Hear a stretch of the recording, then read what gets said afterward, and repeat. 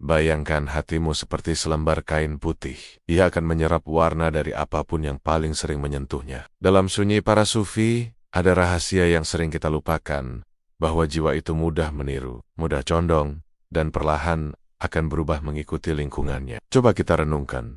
Teman seperti apa yang selama ini paling sering menyentuh hati kita? Allah berfirman dalam Al-Quran, "Wahai orang-orang yang beriman, bertakwalah kepada Allah, dan bersamalah kalian dengan orang-orang yang benar."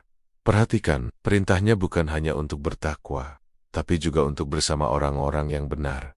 Kenapa? Karena kebenaran itu menular. Kebaikan itu menular. Kedekatan dengan orang saleh adalah jembatan untuk semakin dekat dengan Allah. Rasulullah SAW juga mengingatkan kita dengan begitu indah. Beliau bersabda, "Seseorang itu mengikuti agama temannya, maka hendaklah salah seorang di antara kalian melihat siapa yang ia jadikan teman." Ini bukan sekadar nasihat, tapi sebuah peringatan. Siapa temanmu?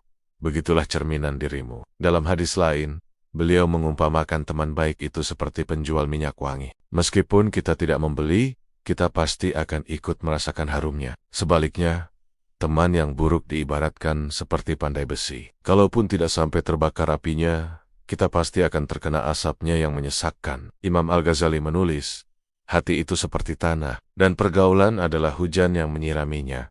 Jika hujan itu bersih, maka akan tumbuh bunga-bunga yang indah. Tapi jika hujan itu kotor, yang tumbuh hanyalah duri yang menyakitkan. Bahkan dalam Al-Hikam disebutkan, jangan bersahabat dengan orang yang keadaannya tidak membangkitkan semangatmu kepada Allah, dan ucapannya tidak menuntunmu menuju dunia.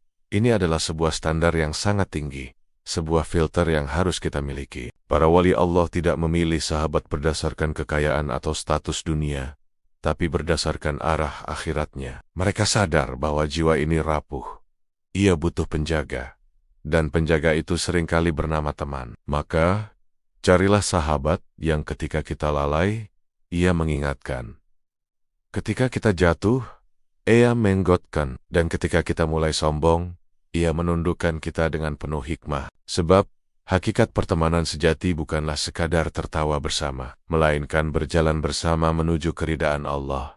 Jika hari ini kamu merasa imanmu sedang naik turun, coba lihat kembali lingkungan pergaulanmu. Apakah lingkaran pertemananmu membawamu lebih dekat pada sajadah, atau justru menjauhkanmu darinya? Wahai jiwa yang sedang berjuang, carilah sahabat yang membuatmu rindu kepada Tuhan. Karena kelak di hari kiamat, Allah akan memperlihatkan siapa teman sejati. Teman-teman akrab pada hari itu, sebagiannya menjadi musuh bagi sebagian yang lain, kecuali orang-orang yang bertakwa.